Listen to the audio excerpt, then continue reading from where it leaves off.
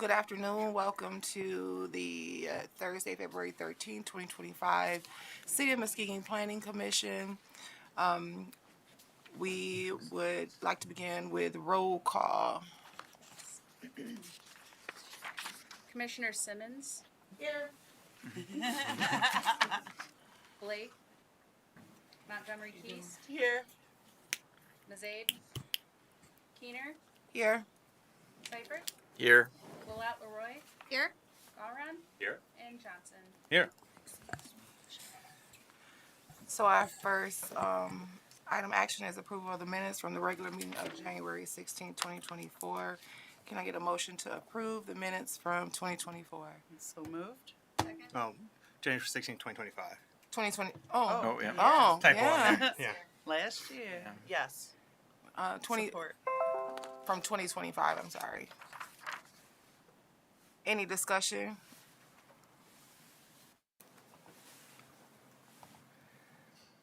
Did you say all in favor? All in favor? Aye. Aye. Aye. Any opposed? Say the same. Motion carries. Moving on to the public hearing. Generally, we will introduce the subject matter at hand, and then we have the opportunity to ask questions about the subject matter at hand. After, we will call the petitioner to come up and speak if the petitioner is here. Then after, Planning Commission will have opportunity to ask any questions that they may have to the entity that is being introduced. And we will move on to public comment from there. So, first hearing is case 2025-06, request for special use permit to operate drive-through marijuana retail facility at 885 East Apple Avenue. Mike, can you give us update on that? Sure. So this property is included in the marijuana facilities overlay district. The underlying zoning district is B1 and B2. It has two zonings. Drive-through marijuana retailers are allowed with the issuance of a special use permit as long as they meet the few conditions that are listed. We did send notice to everybody within 300 feet of the property about the public hearing. We did not hear anything from the public. A little bit more about what is required from the special land use permits. There are the general standards from section 2332 that talk about not creating a nuisance. But then there's also the ones that relate directly to drive-throughs for marijuana facilities, and that is that they have an underlying zoning of B2, B4, MC, I1 or I2, or any of the form-based code districts, which this does. The drive-through may not be located on private property or on the sidewalk or in an alley. I'm sorry, public property. It has to be on private property, which it is. It has to meet acceptable stacking for the cars, and a traffic study must be performed, which they have included. They also show the diagram of the stacking spaces, which appear to be adequate. This was formerly a bank that did have a drive-through. Thank you, Mike. Does our commission have any questions? Would the petitioner like to speak?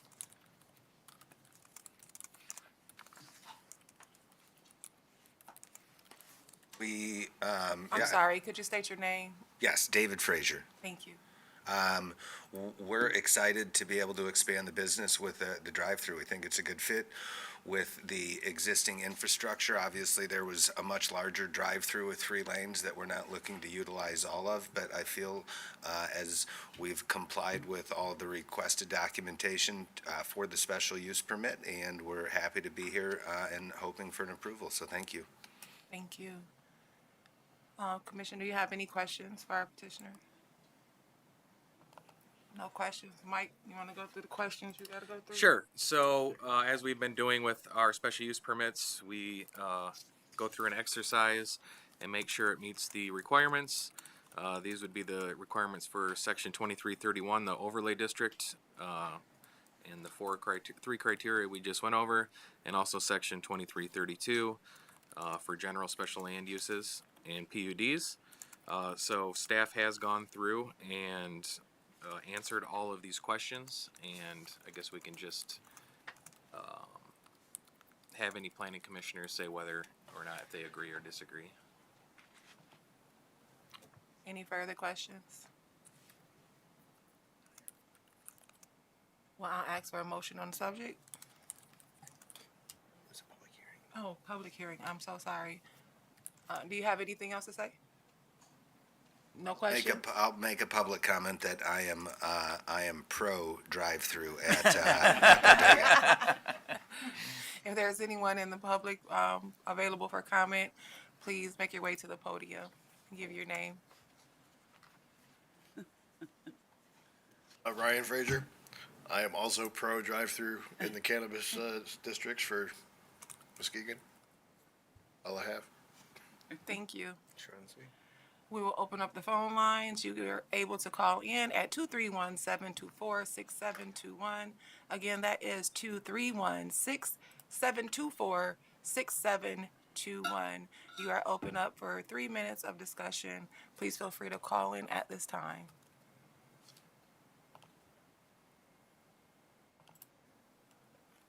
We'll just give it a few seconds. Oh, no, no more, because it said like a 10-second delay on Facebook before people even hear it. So I usually give at least 30 seconds.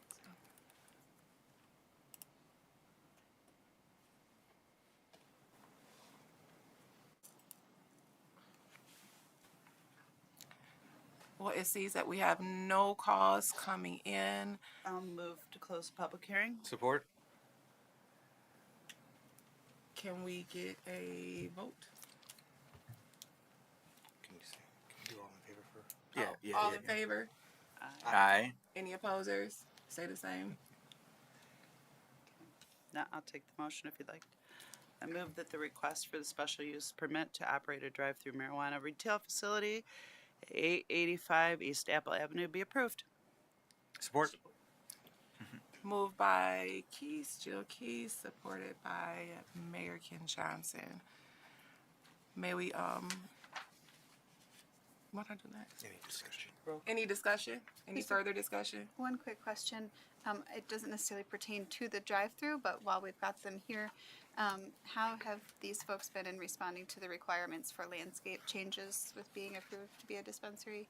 I'm noticing that there's trees and things out front, but just as they're adding traffic, I'm curious if they've been complying with all of the landscape requirements, and I didn't see that on the Yeah, they complied with the landscaping requirements. In fact, they donated a lot of trees to the public space, which was allowed.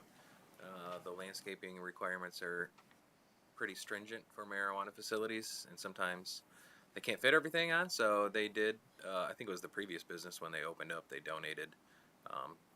But this addition would not require any additional. I did have one question, is regarding the drive-through. If you think of drive-through from a food perspective, it tends to sometimes increase litter in the area because people are just kind of in that transactional mode, and Apple Avenue is kind of a high litter place. Have you considered adding anything for, folks that are so excited and decide to open things on the way home or as they enter the drive-through? I think that's a good idea that we could add one of the, it's always convenient when you go to the drive-through that has the extended trash receptacle that you can actually reach out your window instead of, playing basketball with it. So we would definitely consider that. Thank you. Any further discussion? May we have a roll call, please? Commissioners Johnson, Yes. Gallron, Yes. Leroy, Cyphers, Yes. Keener, Yes. Montgomery Keys, Yes. and Simmons. Yes. Motion passes. Public hearing number B, hearing case 2025-07. Staff initiated request to amend section 400 in articles 2 and, what is that? It's 20? 20, girl, I get them X's and them ones. 20 of the zoning ordinance to create regulations that allow for cottage court developments. Yeah. May I get a, Sure. So we've talked a little bit in the past about cottage court developments. we were going to initially bring these forward with the zoning reforms, but we thought maybe they're a little more complicated and we could come back and talk about these separately. So this is why we're here. We've had some interest from developers on doing this.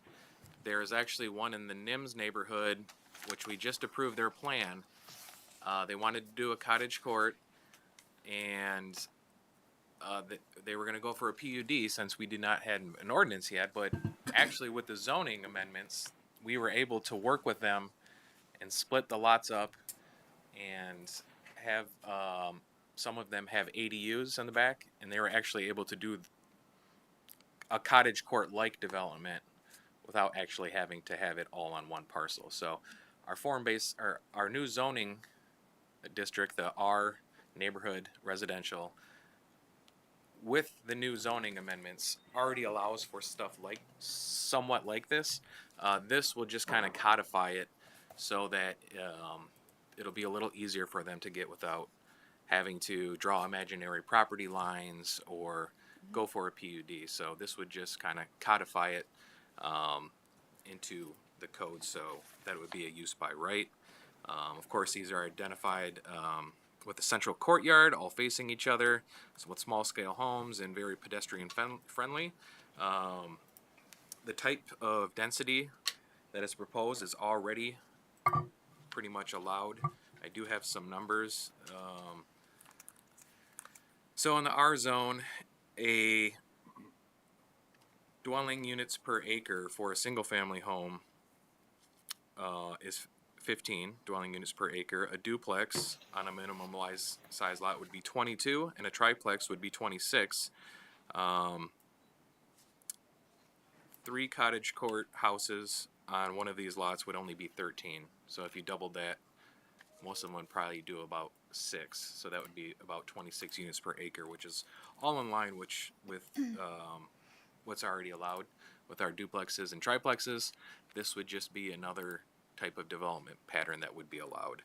So with this zoning ordinance, what we would be doing is creating a definition for cottage court developments to create a section in the zoning ordinance under general provisions that regulates cottage court developments, and then we would allow them as use by rights in our R, form-based code neighborhood edge, urban residential, lakeside form-based code, lakeside mixed residential, and lakeside residential. Thank you, Mike. We also have, if you could pull up the chart, we made a diagram, which we're going to pull up here. These numbers are all associated with the numbers in the ordinance. So it reads kind of like our form-based code, and it just kind of helps you understand what we're talking about when we're talking about what the setbacks are, the parking lot setback, the minimum and maximum lot widths. This is what a cottage court development would look like under these rules. Do we have any questions from commission? I do. I don't want to ask about parking, but I'm going to ask about parking. For like the units that are over on the left of the picture that you proposed, there's not going to be any. There wouldn't be any parking. We would allow like a street back there, like an alley kind of a deal, so that people could park up next to their unit, or Nope. What are you So there thinking? would be a parking lot in the back would be required. okay. The shaded in area near the top Yep. of the diagram, that would be where parking would be allowed. Okay. Also, parking's not allowed to shine right into the courtyard. So if that building number 8 wasn't there, you actually couldn't have parking directly behind it. You'd have to have it on both sides. All right. But if a building is there, then you would not have that problem. I was very And curious if- about access. So yeah. you'd have to walk basically if you lived at one of the Yes. one of the lower Yep. units. Which is common with these type of developments. Yep. And Okay. if an alley is not available, then you could do it with a private easement and have one way in and out. Okay. Great. Thanks. I just have And the a- same amount of parking would be required, 1 per unit. Makes sense. Okay. So this precludes folks from using cottage court to have basically the street be between the building and the courtyard. So there's a couple examples of that where if you think of a cul-de-sac, there's like still a courtyard in the center, but there's actually a road. So would that preclude that from happening? We're not saying that there can't be a street in the middle, are we? Correct. The parking would need to go to the back, and the courtyard is for planting for green space. Yeah, I like it. I think it's pretty. I actually have stayed in one of these before, in a different country, of course, but the effectiveness of space was absolutely phenomenal. And the amount of spaces that they could build on that property was great too. The parking was not super hard to just, a short distance. It was also handicap accessible. And I feel like it's a great use of space, especially with our dire need of housing in Muskegon right now. And the one bedroom really, is, I really like that bonus there. Very nice. Any further questions?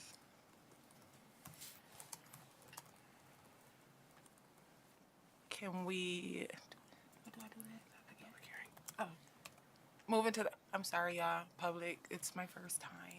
It's easy to forget when there's no public right now. It's okay. We're getting rid of Sorry, kids. We're TV, on- it's my first time. I'll go down. I know.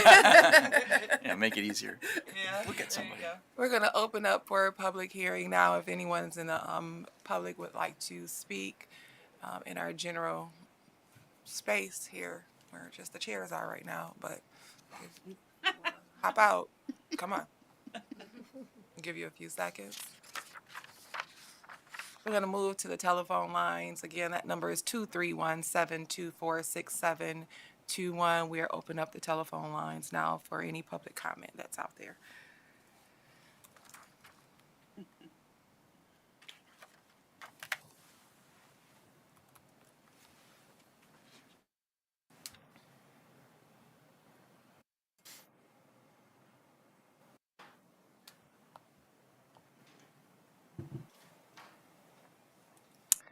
Well, we have no phone calls. I am going to, do we have any further questions? Mike, do you have to do your 3 questions? No, we do not need to do this for an ordinance amendment. I am going to, if there's no further discussion on the motion, can we Close ask the to public hearing. close for the public hearing? So moved. Support. Roll call, please. That one we can do by voice. Oh, Yeah. so all in favor? Aye. Any naysayers, say it now. Moving on. Next, we have, To the deliberation, if you'd like. oh, We have the yeah, motion. I'm sorry, the motion. Okay, I move that the request to amend section 400 in Articles 2 and 20, 2 and 20 of the zoning ordinance to create regulations that allow for cottage court developments be recommended to the city commission for approval as presented. Second. Lovely. Thank you. Moving on. You gotta do a roll call. Oh, roll call. Sorry. Commissioner Simmons, Yes. Montgomery Keast, Yes. Keener, Yes. Seifert, Yes. Willett Leroy, Yes. Gowron, Yes. and Johnson. Yes. Can I just say one thing before we move to next? I'm very excited about this. Yeah. These are phenomenal options. They're gaining a lot of traction after disappearing in many Yeah. cities. Now, we have some experience with this in the past. They weren't cottage courts, but they were at one time well-maintained apartment courts set up just like this, and then disappeared for different reasons. But I think this opportunity, especially, you mentioned NIMS, I might have an idea where that's at, but it'd be a perfect spot because of the weird makeup of the property. And I think weird pieces of property can accommodate, these The sharp. these types of creative developments to our benefit. So I just wanted to throw that out. Thank you. Moving to hearing case 2025-08, staff initiated request to amend section 400 and articles 2 and 20 of the This zoning is ordinance. same one, I think. It is the same. No, wait. Yeah, I was just gonna ask if that's supposed to be a different. Yeah, we're on Hearing case. 09. It's different. No, it's accessory Different commercial verbiage. units. Yeah. What? Oh, I'm sorry. Did I jump ahead? Yeah, it's the Yeah, same. It's the same article. Section It's and the same articles in the Articles, chapter, but it's referring to regulations that allow Oh, for accessory sorry. commercial units. Is that a Yep, mistake same or thing. am I? Are you referencing the proper sections and articles and chapters there? No, I am. Okay. That's okay. definitions and form-based code. So I'm good? So, yes. You're Okay. good. Sorry. Okay. Go girl. Staff initiated request to amend section 400 in articles 2 and 20 of the zoning ordinance to create regulations that allow for accessory commercial units. May I get a? I keep forgetting what- So, oh, yeah. with the zoning reform, we passed accessory dwelling units, which is a little apartment detached from the principal structure would be the house. This is talking about an accessory commercial unit, which could be attached to the house.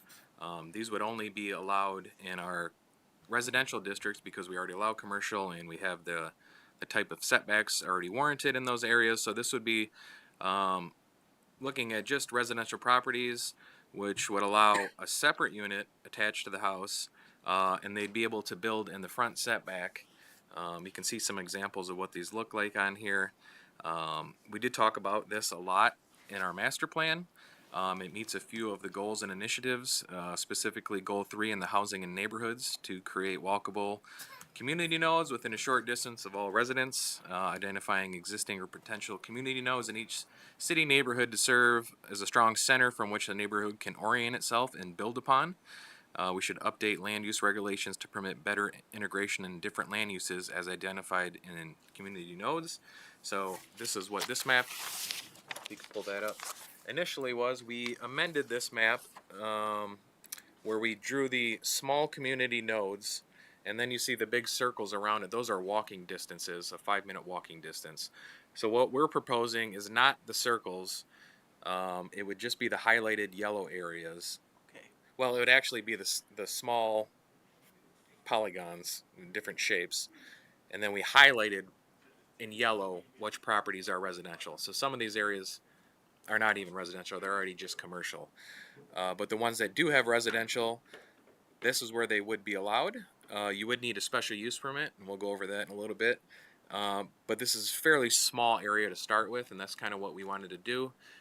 Surround it around these community nodes like we talked about in the master plan. And, I think when we pass this, we're probably going to miss some people. Some people may feel like they're in a community node we maybe didn't identify. And I think that would be an opportunity for them to come and amend that map. So, it would give us a chance to look at this throughout the city, and they would still need a special use permit even if this was amended. But I do envision that, we're not going to get this perfect right away, but I do think it gives us a good starting point. It also addresses economic development goal number 2 to create viable commercial corridors and community nodes, and we should simplify zoning regulations to permit flexibility in business types. So what we're asking to do with this amendment, we would create a definition for an accessory commercial unit and create an accessory commercial unit overlay district. ACUs would only be allowed within these boundaries and under these guidelines. So going a little bit further into the ordinance, the underlying zoning would have to be R neighborhood residential. The principal use would have to be a residential unit. It would be a special use permit, so there would have to be a public hearing, and we notify everybody within 300 feet of the property. And the permitted uses would be retail excluding alcohol sales, which we have done in the past in our B1 zones when you were required to get a special use permit. Also office, personal service, and galleries or museums. The building requirements, you'd have to have a minimum of 200 square feet and receive a certificate of occupancy from the building inspections department. So somebody couldn't just open one in their garage. They'd actually have to have that as an actual unit that is issued a certificate of occupancy. The footprint must be smaller for the ACU than the principal structure, so the house must be bigger than the accessory unit. And the build to zone would go from 5 to 30 feet, which is down from 10 to 30 feet for a regular house. So you'd be able to encroach 5 foot into the front of the building, which is pretty common when you see active commercial units.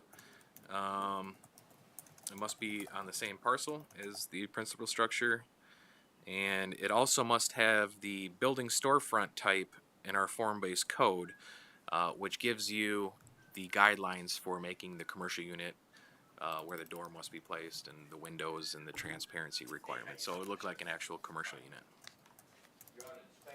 Okay. I have a question. I just kind of need a clarification. Can we see the map one more time? Yeah. Yep.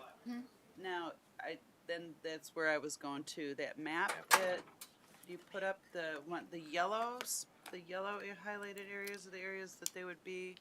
They'd actually be the different shapes. You can see, like if you could zoom into one, there's a shape in the middle of the circle. There's a shape there. Oh, those shapes. Yeah. Yep. And Okay. those would be the areas they'd be allowed, but the yellow are the only properties that are zoned residential. So Be impacted. some of the Gotcha. nodes aren't residential anyways. But taking this into the future, what we were thinking is we could allow more different uses around these nodes, not necessarily accessory commercial units, but maybe we could also start talking about food trucks or Yeah. other type of areas where people would gather and kind of make this more of a I'm hearing community ya. gathering Okay. spot. All right, great. Can you zoom back out again? For moi?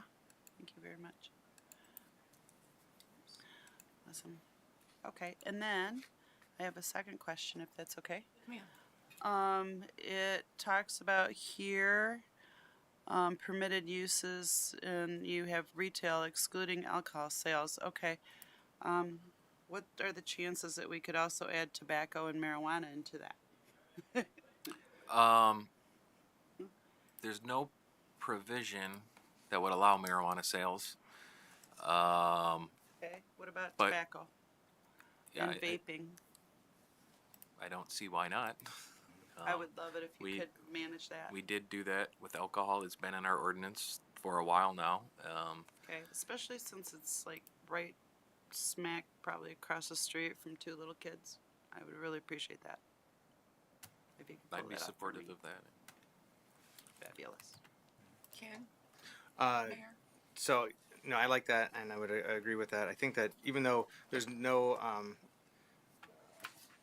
ordinance right now that allow marijuana sales in these accessory commercial units as proposed, I do think it would be sensible to just include that language, such that no alcohol, cannabis, or tobacco can be sold at these accessory commercial units. Yeah, you could say substances. Or if you nicotine, wanted to. maybe. Might cover the gauntlet of tobacco. Well, and Yeah, and you can just say nicotine Yeah. or tobacco or either one, or nicotine/tobacco. Yeah. yeah. And who knows if they ever approve opioids? That could be an issue. So it could be a really interesting.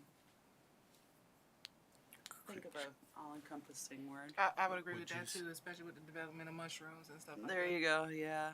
Would Yeah. you say Mind-altering substances. Yeah. regulated, regulated substances, or Yeah. Yeah. Or- And even That can make those sense. definitions Controlled are substances? morphing, aren't they? Controlled Controlled substance. control? substances. That's the word I'm thinking. Yeah, of. Sarah, controlled, she can- yeah. Controlled substances. Thank yes. you. Yeah. That's perfect.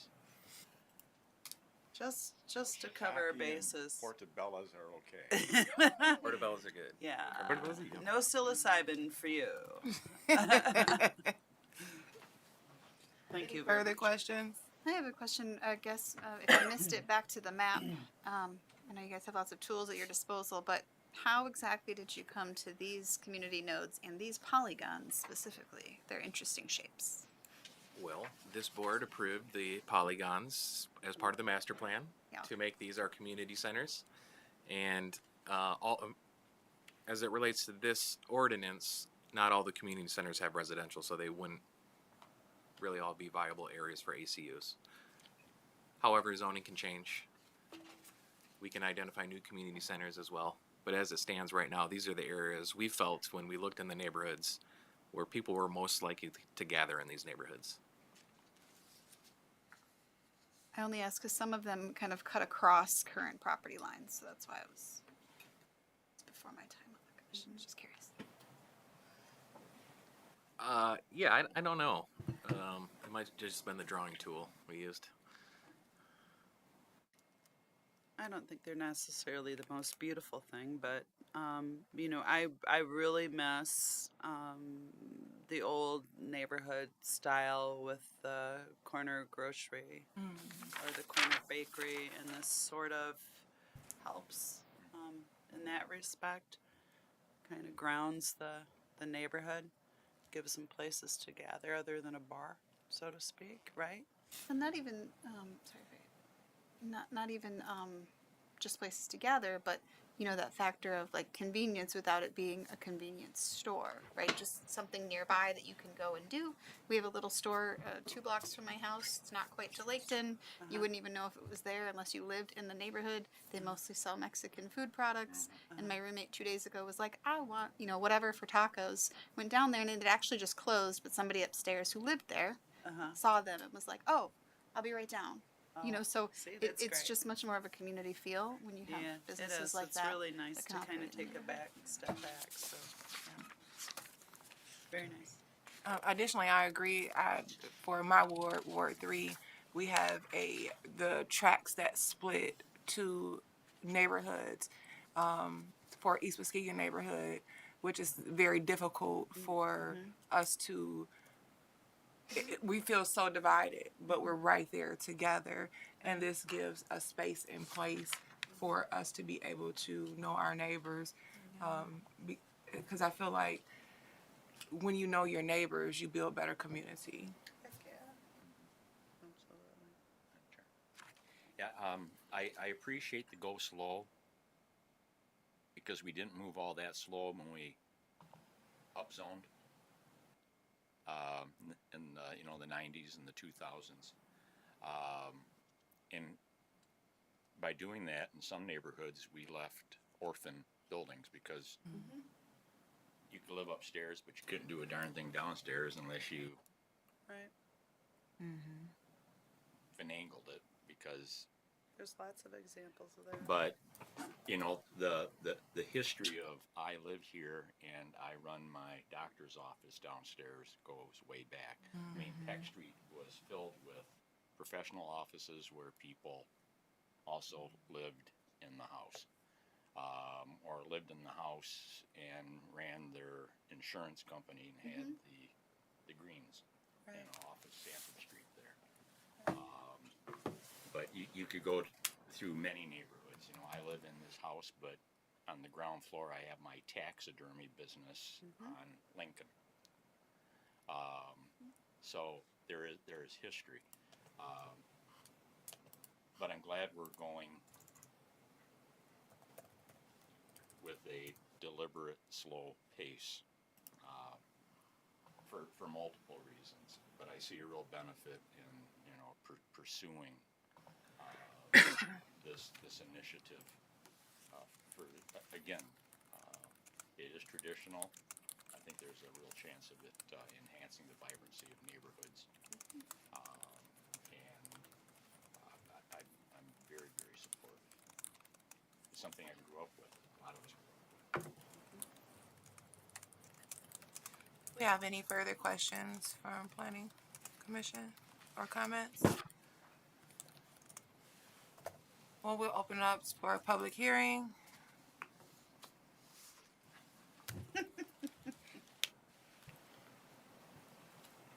Well, we're going to open up for phone calls now. Again, that number is 231-724-6721. Again, that's 231-724-6721.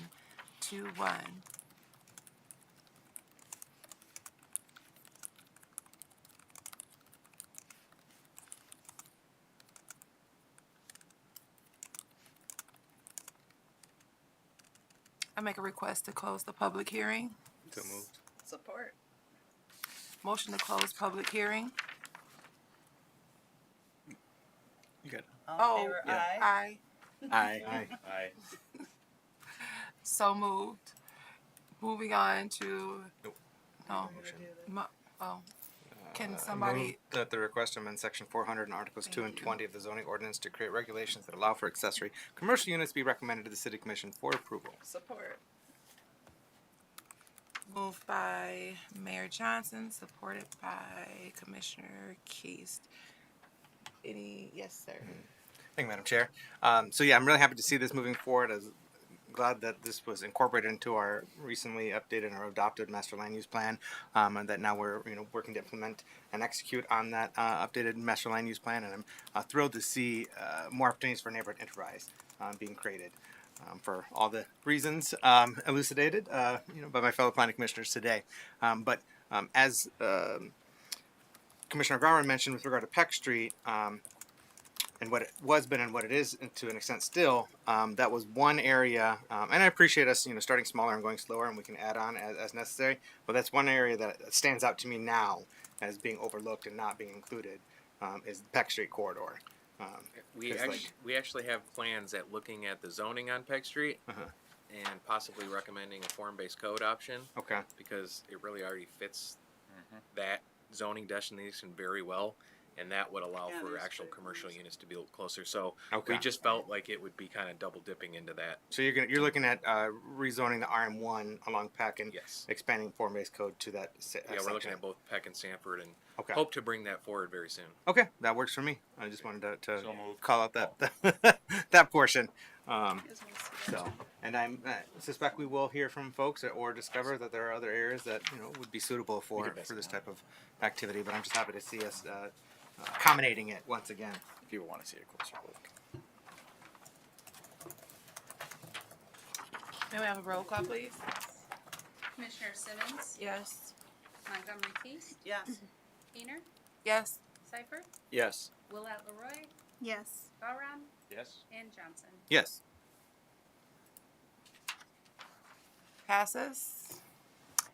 Moving on to hearing case 202509, staff initiated request to amend sections 702, 802, 902, 1102, 1302, 1402, 1502, 1802, and 1902, and Article 20 of the zoning ordinance to require all planned unit developments and specific development plans in these zoning districts to include public access to at least 50% of any waterfront in the development. So we currently have in our neighborhood zoning districts that any PUD is required to have 50% of the waterfront accessible to the public. We saw that recently, the last few years ago, with the docks development, which should be moving forward here pretty soon. That was a requirement on there, and we were able to require that as part of their PUD to have a lot of public access with the new channel that they'll be dredging.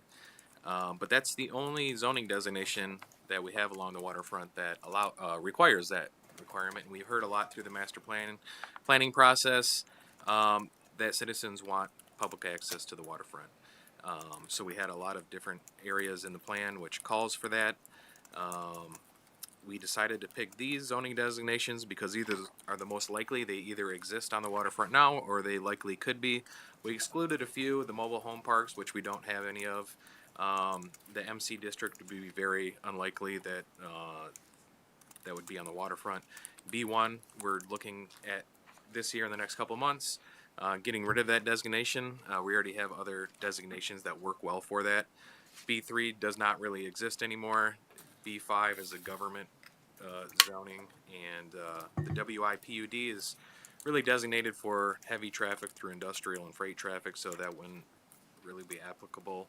And there's no development allowed in the OSC designation, so we excluded those from those designations, but required it everywhere else. Also, anything designated form-based code doesn't allow PUDs, but it's basically the same thing. It's called a specific development plan. We've approved one of those before in one of our downtown lots that never came to fruition. But that would also be required on the waterfront as well. The master plan talks about different types of amenities that we could require and really reaching out to the neighbors to decide what that is. I don't really know how to write that in the code. So I did kind of wanted to have some discussions on what the commissioners felt was prudent to require. I do think this is a great starting point, just in case we do have anything that comes up, relatively soon. There's nothing really on the horizon that I know of on the waterfront for a PUD, but if there was, I think this would protect us and making them have some type of waterfront requirements. But in the future, maybe we could talk about something more specific. Um, there's been discussions at different waterfront developments on whether 50% of the waterfront, just as a walking path or a bike path is needed. We have a lot of that in the city, and maybe something like a beach, a publicly accessible beach, could be something more desirable than that. So I don't think the way it's written in the code that the planning commission couldn't recommend that instead of the 50%, but something to think about how it's written and how we want to approve these plans. I like the idea of bike paths and sidewalks, green spaces. Maybe also include more natural areas, those kinds of things. Yeah, is that where your head's at? Yeah, but I think also the way it's written, it can be interpreted. 50%. I don't think necessarily has to mean 50% of the outline of the property. I think there's other ways you could say, this a certain percentage of the acreage of the lot is accessible or open to the public with public views, even though they may not be along the waterfront. I think there's different ways to quantify that. Yeah, 50% might be impractical in some cases. It's possible, yeah. Okay. I'm following you. Thank you. We did this with a PUD with Windward Point that was not required for 50%. However, they did provide a lot of public amenities, and a lot of them by the waterfront, even though it may not be 50%. I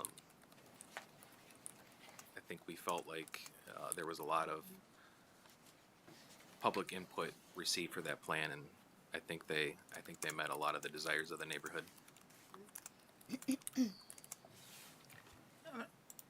Ask for a motion on the subject. Public hearing. Public hearing first, yeah, okay. We'll move to public hearing. Any further questions or deliberation from planning and zoning? I will once we have a motion. But We'll open up to the public right now. Feel free to make your way to the podium and give your name. Oh, Chief. You want to make a comment on public waterfront? We're going to open up the phone lines. Oh. Our phone line, the phone number is 231-724-6721. Again, that's 231-724-6721. We'll give a few minutes for anyone to call in via phone line. Uh-oh. He's in trouble. he had to leave early. He getting arrested. He said he was going to have about 10 minutes to 5. Just a little early. Whatever, shake the city. Nobody. I'll move to close the public hearing. Support. Thank you. Meeting is closed. All right. May I have, I'll do the motion. please? I move at the request to amend section 702, 802, 902, 1102, 1302, 1402, 1502, 1802, and 1902, and Article 20 of the zoning ordinance to require all PUDs and specific development plans in these zoning districts to include public access to at least 50% of any waterfront in the development be recommended to the City Commission for approval. Support. I want to talk. Moved by Commissioner Key, supported by Mayor Johnson. We are opening up to any questions that planning and zoning may have. Okay. Are we bound to the 50%? Because my comment caused a concern that it might not be practical. Well, you whatever s- the motion on the table is what Yeah. we'd be voting on. So that's to be the 50%. Yes, sir. Is it So changed? just to give you changeable? some, well, certainly we can modify, it, but to give you context, I brought this to the Legislative Policy Committee meeting of the City Commission to gauge their interest in expanding this because previously, I had been informed that essentially all PUDs on Muskegon Lake would require 50% waterfront access, and then it was discovered that that's limited to just residential zoning. And even if you were to do a PUD that was previously non-residential but now is becoming predominantly residential, they did not fall under the 50% requirement for waterfront access. And I said, well, I'm pretty sure our intent or desire is for, if its then use is going to be predominantly residential, it should have public access. And so the thought was expanding that requirement to essentially all PUDs along Muskegon Lake, and we do see some exceptions here. I can see the rationale for excluding the waterfront industry PUD, but otherwise my interest was to expand public access across any PUD on the waterfront. And the commission's interest was in moving forward with 50% because that's what was in the zoning already for PUDs in the residential zone, Okay. 50%. Okay. My only concern with that is sometimes, like I said, it just might not be practical to do the 50%. It might not even be possible. That with PUD. So it's we're just holding ourselves into maybe something that is too hard to do. that was a So I'm doing concern. something. I don't want to speak for him because he's not here, but I'll say that was a concern of a member of staff with regard to had the requirement been on Windward Point, because there was no requirement on Windward Point to be Right. 50% public access. It was my understanding going into it there would be, because that's what had been shared previously. But Right. because that was an industrial zone being with the PUD established, it did not have the 50% requirement. Right. And so there was a member of staff who was concerned that if there were a 50% requirement, that that property would make it very, very challenging for it to be redeveloped. But that said, hearing Mr. Franzik now saying public access can mean a number of different things, not just 50% of your exact shoreline. It could be acreage, it could be trails, and so I think that if there is some flexibility, then I guess there's not as much concern about tying our hands too stringently or getting ourselves in pickles that would inhibit projects moving forward or development happening. I wouldn't want us to be so loose and willy-nilly with it that it undermines the intent of creating public access, but I do think that there's value in having some flexibility or latitude.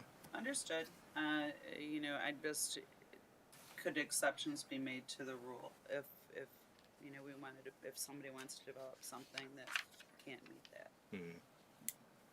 That's all I'm asking. How would that let's say this already existed and Windward Point, when it came forward and that PUD came forward and they're like, we cannot do 50% to make this project happen, best we can get is 20% or what have you, 25 or whatnot. Would the planning commission and the city commission have the ability to make an exception in that case? Not that I say would support that, but would there be that ability to do so if both those bodies wanted to? I believe they could, and certainly if they list the rationale for it. You remember they have a park right next to a dog park, not technically on the water, but it's a huge acreage of the plan. True. Certainly a lot of the waterfront's visible from there. You might not be right on it. So if you take all these different public amenities throughout that plan and you added up what the shoreline accessibility was, and then you added up how much visibility is there from these other areas. They have a publicly accessible restaurant with decks on it that's visible.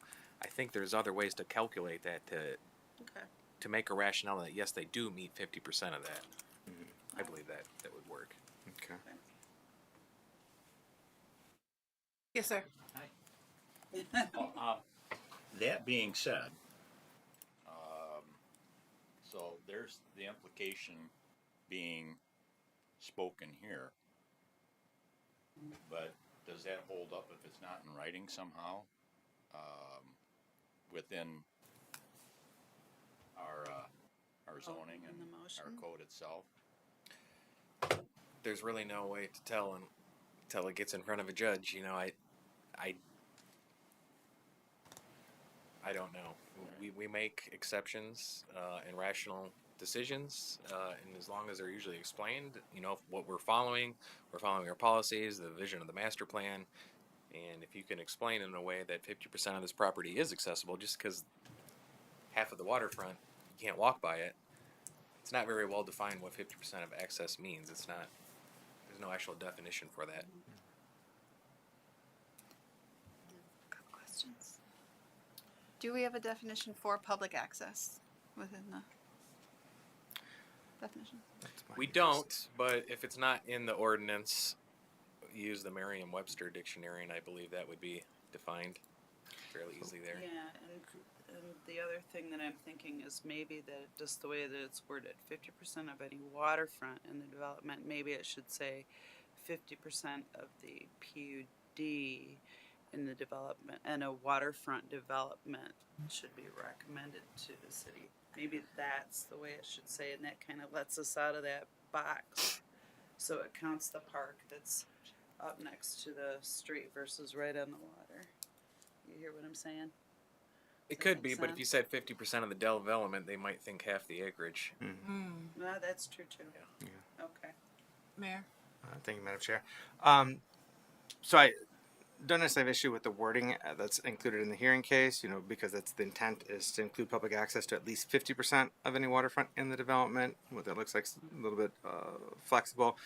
I do have some concern, though, in how it's spelled out in the zoning code, because when we see the language in red that's been added, it says, where cluster development abuts a body of water, at least 50% of the shoreline, as well as reasonable access to it, which I think is good, shall be a part of the common open space land. And that's what gives me some pause in the language there, because in Yeah. the zoning code, open space, common open space refers to open space which is held for the collective use and enjoyment of the owners, tenants, or occupants of a single development. Thereby, it would not be guaranteed public access. And so I do have some concern with the language of using common open space when we're trying to speak to public access. Yeah. And so, Yeah, that's the way it's written for R right now, but I think you're right. That could probably use some cleaning up as well. Okay. I also toyed with the idea of just putting a clause in there, a comma at the end of the sentence, and say, or public amenities deemed acceptable Yeah. by the board. Yeah, that might be a good way to do it too. Or maybe we just take a whole different approach on the wording and say something like the shoreline, a percentage of this, a portion of the shoreline should be accessible to the public. The planning commission should strive to require 50% of the shoreline accessible. However, reductions could be made for additional public amenities on the waterfront, such as beaches, kayak launches, and things of That that too. nature. That even sounds better. I'm thinking to vote this down and take it back to Yes. the drawing board. I'm just going to follow up real quick. Just do a quick follow up. So in lieu of, would it be sensible though, saying in lieu of open space common, to use open space dedicated? I mean, that refers to common open space dedicated as a permanent recorded easement. When I hear permanent recorded easement, that suggests to me that's permanently recorded easement for public access. We might need to add that language in that definition for public access, but that might be a better route of dedicated open space versus common open space. But just throwing that out there. Yes, ma'am. So first of all, I see this as a wonderful opportunity for us to basically set the expectation for our community. We're stating that while we certainly are open and interested in development, our expectation is that that development is going to benefit not only the folks who have the privilege to live near or on the water or do business near or on the water, but that we as a community are going to get the value of also continuing or even improving the access that we have to the water. So I think we really need to focus on the purpose of the change, because we certainly, if somebody has a lot of shoreline, we're not just looking at access to the property, we're looking at access to the shoreline, and whether that includes, we may be able to make some adjustments based on the overall benefit to the community of the plan, but I think that we need to basically explain to folks that this is the goal that we have and allow them to come to us and let us know if they have an alternate vision that they think that we could achieve. That's my question. I very much agree with that because a good deal of our developers, they're not from here anyhow. And you have to fit Muskegon. Muskegon doesn't have to fit you. Right. Yeah, and I agree. I think it's a great idea to give access. I just am a little apprehensive to put us in that box of making it 50%. It's a sometimes that can be a really difficult thing to do if you slap a label on it. I think it's going to vary depending on the property. Windward Point, case in point. I mean, if had my way, I'd say 100%. Like Yep, literally right. any development on Muskegon Lake, Exactly, you're going to but- have entirely publicly accessible. Like Right. that's the waters of Muskegon Lake are in public trust, and it's owned by the collective. And so then, not to have access to it just seems Yeah. counter. And But I- I understand that that's not, can't always have my way. Right, and we have And to it runs counter understand to the development. developer's right to make some money, because, Mm-hmm. being on the waterfront, you do make more money if you have, private abutments, so. What's interesting though, with waterfront developments, oftentimes you'll get more value out of the entire development if you have public access on the front. Like yes, an individual parcel right on the waterfront is going to be worth more than a parcel that's farther Yeah. back from it. But if you have public access on the waterfront, now that increases the value of all of the property nearby. So you might be farther back, but because you have guaranteed public access to the waterfront, your value is going up. And so in the aggregate, at least some of the research and analysis I've reviewed, in the aggregate, the value of the property is increased to a greater extent. There's a net increase in the aggregate Overall. value of the entire development versus if you were to have private access and that being more valuable. So just additional Yeah. context No, or that's great. first perspective. So I have a question. So are we gonna add that in here when we vote, or it's going back to the drawing board? I want to make sure I understand it. We could either rewrite it here and put a new motion on, or we could table it, and I could take all the comments and we could come back next month and I could write it. Either way, it'd be better. We could table it. I We would could be vote it comfortable down and make you come back. sending it back for further staff review and adjustment and Yeah, get it bringing something. exactly the way you want it. I think I understand everybody's desires for this, so I could probably type something up better for next month. Yeah, okay. So do you have to rescind your motion? We I can don't just- know, we can vote it, Make just a new vote, motion. flat out Well- vote it down. No, I wouldn't vote it down. Yeah. Because now No. that'd be coming to the city commission with a vote to not recommend. Oh, So okay. you could either rescind Yeah. it or someone can motion to table I'll it rescind or refer mine. it back to staff. Okay, go ahead and we'll resend it. Are you okay with just a rescission That's Yeah. of the motion? Oh no, just want to make sure Oh. staff's I think okay. that's fine. Yeah. And sometimes they, yeah. Okay. Thank you. And who supported that though? I will. Great. So we are going to now rescind hearing case 2025-09. We did public discussion. So, We don't have to actually do a table, do we? So, I don't think so, but I just want to confirm because we did have a public hearing, we closed on it. There was a motion to act on it with the recommendation of the city commission that's now been rescinded. There will be another public hearing, and technically there may not be needed, but can we just confirm there will be another public hearing when this comes back to us? I'll put it under public hearing and put it in the paper. Ooh, Okay, look at- okay, we got thank you. special thank you sheet. for that. So moving I've got- I forward, actually got this one, I think. any new business? Thank you. We actually did have elections on the agenda as well, so we need to do that For chair this and year vice still. chair. Because technically that's left. But, yeah. So how you feeling, Madam Chair? I mean, I think I did okay this one time. We just get better with time. I mean, so right now, from what I understand, Mr. Mazet is not interested in continuing to serve as chair. No. So the question is like, is that something that you want to do, or do you feel more comfortable remaining in a vice chair role? Assuming the planning commission wishes to, retain you in a vice chair role. Yep, you'll keep me right here at this vice chair. But Yep. okay. In which case, we do need to select a chair. Okay, I'd like to nominate Lee. Let's support that. I support. Support. Yeah. Okay. We don't even need to vote apparently. Like, Look at that. okay, so there's a motion and support. And Destiny as the vice. Well, yeah, and then I'll nominate Destiny to remain as the vice chair of the planning commission. And support. I guess those are two different motions now. Yeah, yeah. Yeah, we could have done them together. Here, you want to just amend yours?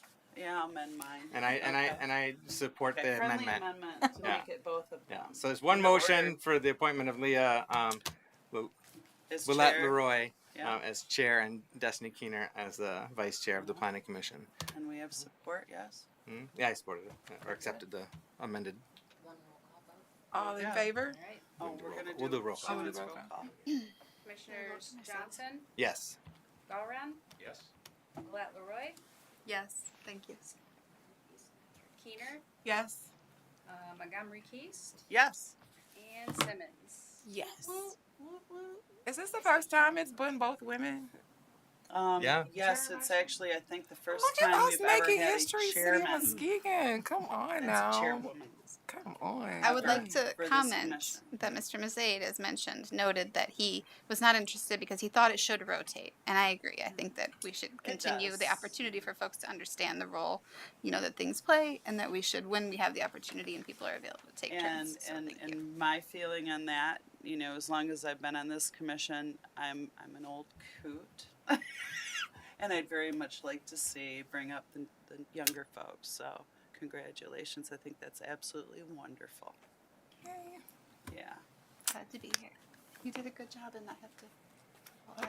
Yeah. Right. Be interesting. Do you have anything else you want to And share? that was Good night. courtesy of Mr. Mazaid. That I was had kind to of a go fun back and meeting. watch That was fun. numerous videos was and Oh, write nice. this all down. Yeah. Did you He's get a great that? teacher. Yeah.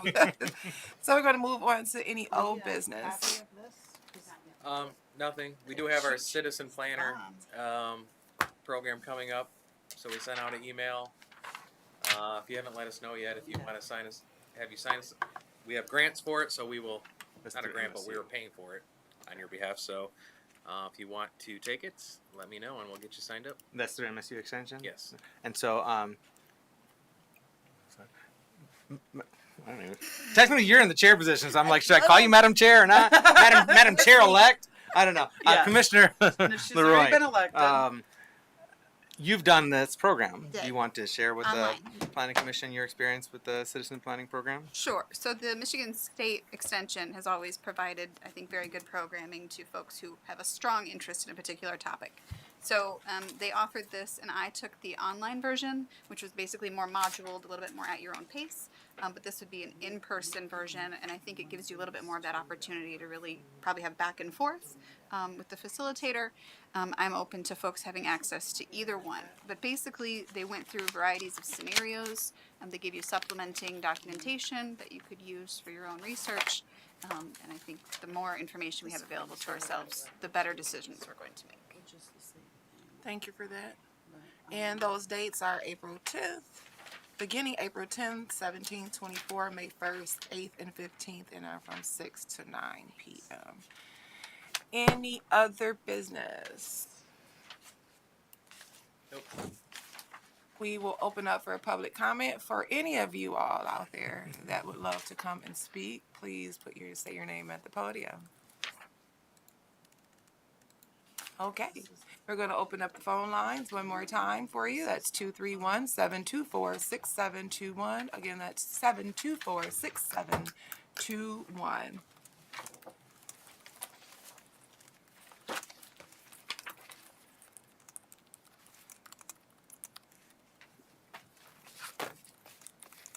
We have no other public comment. We are going to adjourn today's meeting. Thank you. Thanks, everybody. You. Thank you. Yeah, thank you. Good discussion today. Ooh, That was really nice. sweating bullets. Very good.